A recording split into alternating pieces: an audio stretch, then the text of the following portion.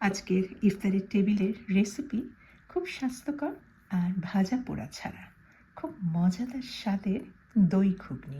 আমি সারা রাত এই ছোলা বা ঘুগনি ভিজিয়ে রেখেছিলাম, আজকে সকালে একদম ফুলে ডাবল হয়ে গিয়েছে। খুব কম সময়ে এই ঘুগনি সেদ্ধ করার নিয়মটা দেখিয়ে দিচ্ছি। খুব ভালোভাবে ধুয়ে নেওয়া ঘুগনিতে আমি প্রচুর পরিমাণে পানি দিয়ে দিয়েছি। ধরেন ডাবল দিলেই কিন্তু সবচেয়ে ভালো হয়, কারণটা একটু পরেই জানাচ্ছি।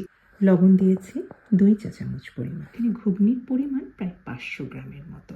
আর এই ইনগ্রেডিয়েন্টটা দেবেন, এটা বেকিং সোডা, এটা বেকিং পাউডার না। বেকিং সোডা দেওয়ার জন্যই কিন্তু ধরেন আধা ঘন্টার মধ্যেই কিন্তু এই ঘুগনি এত সুন্দরভাবে সেদ্ধ হবে।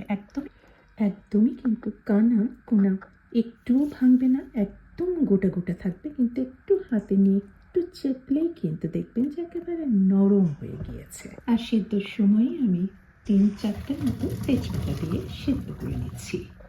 সেদ্ধ হয়ে নিয়ে যাওয়া ছোলার অতিরিক্ত পানিটা ফেলে দিতে হবে, কারণ সোডা দিয়েছি।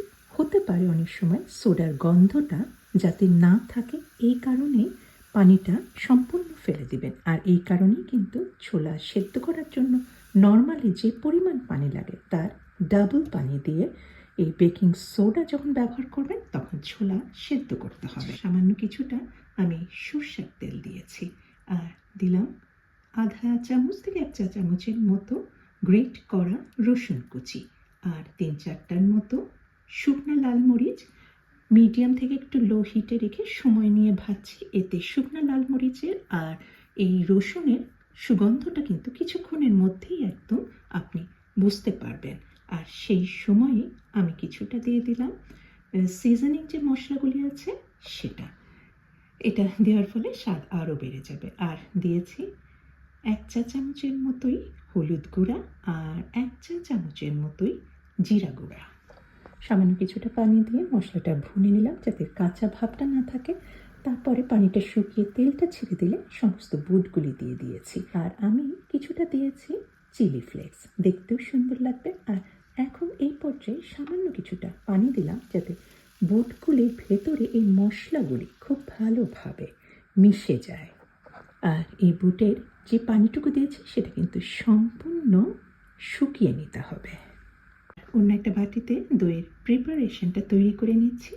একটু কাঁচামরিচ দিয়েছি, রসুন কুচি দিয়েছি, আর দিয়েছি বেশ পরিমাণে ধনেপাতা, আর দই দিয়েছি পরিমাণ মতো।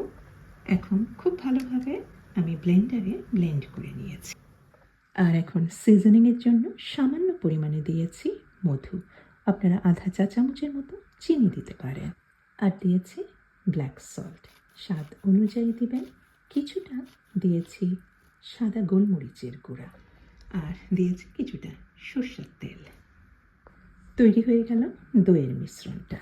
আর এই ঘুগনি পরিবেশন করার জন্য আমি একটা সেদ্ধ ডিম গ্রেট করে নিয়েছি, কিছুটা বেদানার দানা আমি খুলে রেখেছি, আর খুব পাতলা করে কেটে রেখেছি পেঁয়াজ। পরিবেশন করার সময় ছোলার উপরে দইয়ের মিশ্রণ আপনার টেস্ট অনুযায়ী দেবেন। তারপরে সাজিয়ে গুছিয়ে কিছুটা বেদানার দানা, তারপরে ডিমের ঝুরি আর পেঁয়াজ দিয়ে সাজিয়ে পরিবেশন করবেন।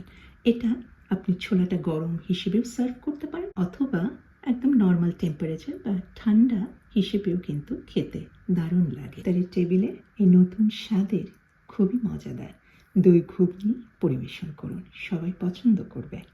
আজকে এই পর্যন্তই, সবাই ভালো থাকবেন।